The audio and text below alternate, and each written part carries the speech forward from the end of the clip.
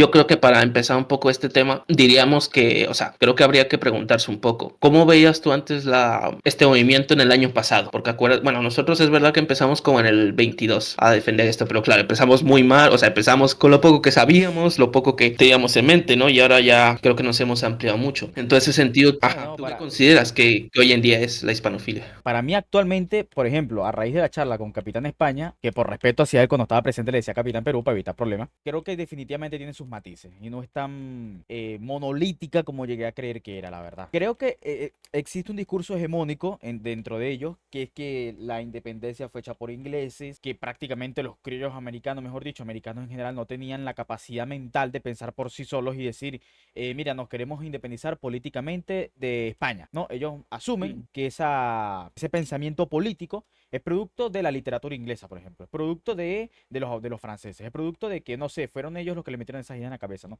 Eso es un discurso hegemónico, pero es cierto, a raíz de la charla con Capitán Perú, me di cuenta de que él, por ejemplo, no mantiene ese discurso y de hecho le echa la culpa a los políticos españoles, que para mí definitivamente son los que mayor responsabilidad tienen en la causa independentista. Ni siquiera el propio Bolívar, no, porque tanto a final como a inicios de la guerra, España no tiene ni siquiera tiempo para América. ¿Por qué? Porque entre ellos mismos en la propia península se están matando.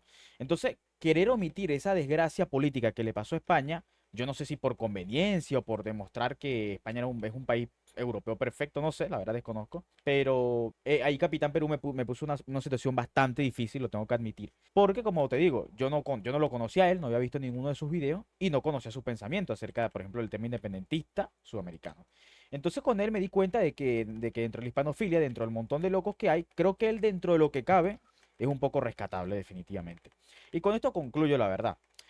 No es monolítico y creo que tiene sus matices. O sea, creo que nosotros tenemos que empezar a matizarlo, el tema ese de la hispanofilia. Yo no me atrevo a afirmar que Capitán Perú sea hispanista en el sentido, por ejemplo, como brigada, de que tipo, somos hispanistas, somos hermanos culturalmente. No, yo creo que más bien Capitán Perú es eso, o sea, es peruanista, es un nacionalista, pero para mí al menos, ya él me corregirá si llega a ver este video y todo lo que quiera, pero para mí yo lo considero mucho más un nacionalista con sus egos y todo lo que tú quieres, pero al menos respetable porque tiene ese carácter nacionalista, para menos para mí, que más hispanista, más hispanidad, más que todo. Yo lo veo así, porque incluso él en sus videos, en la charla que tuvimos, estaba diciendo, no, es que todos antes éramos peruanos. O sea, él ni siquiera cree que, no, antes todos éramos hispanos o españoles, no, es que antes todos éramos peruanos, dice él.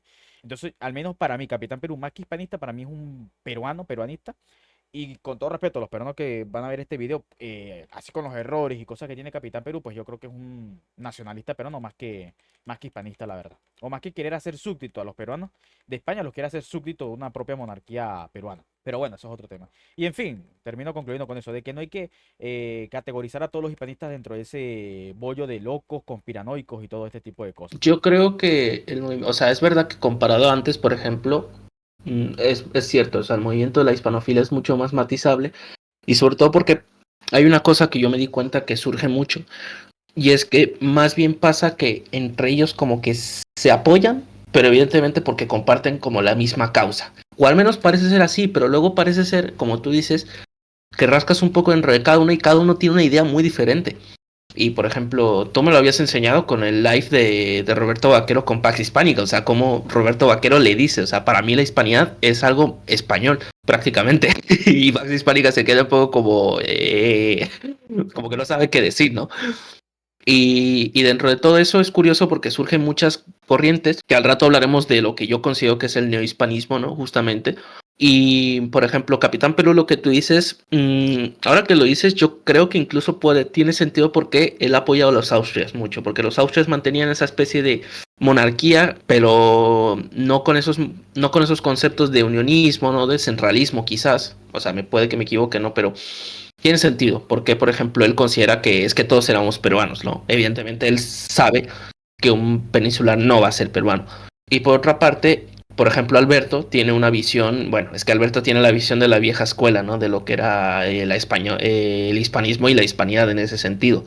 O sea, él es sumamente españolista en ese sentido, ¿no? Mira, y es que disculpa que ahí te interrumpa, pero por ejemplo, cuando Mm. comencé la charla con Capitán, él me dice que Alberto hizo un video diciendo que el ceviche era peruano. Y él después se sentó con Mm. él y dijo que le dijo que el ceviche no era, perdón, que el ceviche no era español, porque él dijo en su video diciendo que el ceviche era español. Y entonces después dijo, se sentó con él, habló y dijo, no, el ceviche sí es peruano, no es español, ok. Y entonces, sí, sí, yo acepto, yo acepto. O sea, fíjate tú que el tipo dentro de lo que cabe sí es un completo españolista, no hispanista, es españolista. Sí, sí, no, no, o sea, Alberto es capaz de decir que las tortillas son españolas, que hay gente así, ¿eh? O sea, yo me acuerdo una vez que discutí con una persona por TikTok que me decía que bueno, todo lo que teníamos en América era español, ¿no? Y le dije, sí, claro, o sea, el maíz, la harina de maíz, lo que son las arepas, las tortillas son españolas, ¿no? Muy, muy Y él absurdo. me dijo, sí, porque los molinos que llegaron con los españoles los hacen, ¿no? Y ¿sabes qué es lo peor de todo? Que me pasó, le pedí información y luego el tipo, y yo leí toda esa información, o sea, yo creo que habré gastado casi 2 horas de mi vida y en ningún momento decía que los molinos de trigo se usaban para moler el maíz. Y resulta que el tipo ni se había leído los libros, los había resumido con ChatGPT. No, hijo de puta. Ah, seguro le envía a ChatGPT. ChatGPT, dame información acerca de cómo se hacían las arepas o tortillas de maíz antes. Con los molinos de trigo. Y, Y claro, como y- ChatGPT no es una inteligencia artificial, no tiene pensamiento, entonces no, sí, pero sí me tocó ese tipo, ¿no? Entonces, pero como iba diciendo, o sea, al final, fíjate, eso es lo curioso, cada uno tiene como su visión, y yo creo que por eso, esto también nos lo decía el Gokulitos, ¿no? El chico este extremeño, que al final la hispanidad como que no es unida. O sea, es como que aparenta estar unida, pero luego le Aparentemente. rasca sin. Cada uno tiene una corriente, o sea, Brigada tiene su corriente, Pax Hispánica tiene su corriente, Alberto tiene su corriente, Roberto Vaquero tiene su corriente, Capitán Perú tiene su corriente. Eh, entonces al final. Irónicamente te digo, los más coherentes que me han parecido dentro de ese movimiento ha sido Capitán Perú y Roberto Vaquero. Irónicamente, te lo digo, irónicamente. No, sí, sí, o sea, puede que al parecer tengan ese tipo de cosas. Yo la verdad creo que son los que más respetables de momento. Para mí los peores son Gullo, sinceramente, pero porque Gullo tiene una propaganda horrible. O Sí, sea, sí. Gullo es Bueno, fue político, bueno, directamente. es político. Sí, sí, sí, no, no, es terrible, ¿no? Pero por ejemplo, yo leí el libro de Iván Vélez y, o sea, él relata bien. O sea, ok, no es un libro académico porque evidentemente no sigue las directrices de citar, de mantener una estructura, una introducción, pero al menos cuenta las cosas como al parecer fueron. Entonces, en ese sentido, por ejemplo, yo creo que también de esta corriente, por ejemplo, Brigada, por ejemplo, tiene un movimiento, tiene unas ideas como, yo esto es lo que yo digo como una especie de el neohispanismo idealista. Acabo de meterle el idealista, pero es como un movimiento en donde prácticamente como que toda la culpa no la tiene el Imperio Español, sino que la tienen los otros. Y es yo creo que una de las versiones más radicales, pero a la vez de las más pasivas, porque bueno, afortunadamente no llegan a puntos de decir hay que tomar las armas. En ese sentido, ¿tú qué crees? En ese sentido, Omar. Del hispanismo que propone Brigada. Mm, Para mí, es como tú dices, le ha tratado de echarle la culpa, en este caso, no a la monarquía, a la agenda de la monarquía, sino a la agenda que tenían los criollos. La disolución del imperio es por culpa de los putos criollos. Pero ¿de qué me estás hablando? Si los criollos eran precisamente los que ayudaban a mantener ese sistema colonial en América. Eran parte de ese sistema de gobierno, eran parte del Estado. Entonces, mm, ¿los criollos tienen la culpa de las independencias? Yo creo que no, yo creo que no. Yo creo que el problema está incluso dentro del propio imperio, que no supo contraargumentar las ideas que venían, como ellos supuestamente dicen, de Francia, de Inglaterra. Yo no sé si es que la filosofía de España en esa época se había quedado obsoleta, se había quedado desgastada, pero creo que lo cierto es que la mejor forma de combatirlo fue, mira, vamos a prohibir los libros. Y eso tú sabes que no ayuda. Tú sabes que, por ejemplo, mm, vamos a colocar un ejemplo de la propia crianza. Restringir cosas no ayuda mucho, más bien como que, ¿sabes? Te hace morbo. Y después pasa con la propia mm. adolescencia, y después pasa con la propia juventud. Y ya esto serían puras y duras especulaciones mías, pero yo no sé si restringir los libros de la ilustración terminó alentando el morbo de las élites políticas de leerlos y luego de ilustrarse. Cuando me refiero a ilustrarse no es que, ay, es la mejor, que yo no estoy diciendo que es la mejor visión política, no. Pero sí le dio como que la oportunidad de abrir un poco más la mente, de conocer otras realidades políticas, ¿no? O sea, porque es que, como te digo, la mejor forma de España de combatir la ilustración no debió de haber sido prohibiendo los libros, sino bueno, argumentando filosóficamente, sea para bien o para mal, ¿entiendes? Entonces, Mm. querer echarle la culpa a los libros externos, yo no sé qué propones tú, la verdad, pero lo que me estás hablando es una especie de autarquía de unos territorios aislados de todo el mundo y eso no funciona, ¿sabes? Tipo, ¿por qué América no se terminó desarrollando o estando más o menos al nivel parejo a Europa? Por lo mismo, porque en este caso estaba aislada e incluso dentro de los propios territorios de América, algunos no se llegaban a conocer. Entonces eso te limita mucho, o sea, sé como que tan tú, tan etnocentrista, no te ayuda definitivamente. Y yo creo que eso en parte fue lo que le terminó pasando factura a España. Y obviamente los avances de otros imperios, por ejemplo, como Francia Francia, Inglaterra, Estados Unidos. España en ese sentido, yo al menos considero que se está quedando un poco atrás. Y evidentemente también hay que echarle la culpa a los propios políticos. Y eso comienza desde el propio rey, que para mí el rey es otro político. Así algunos digan, no, que el rey nació con poder, todo lo que tú quieras. Bueno, es que el rey gobierna también. Al menos en ese entonces gobernaba. Ahorita ya es una figura simbólica. Ahora sí te digo que el poder no lo tiene. Ahora sí.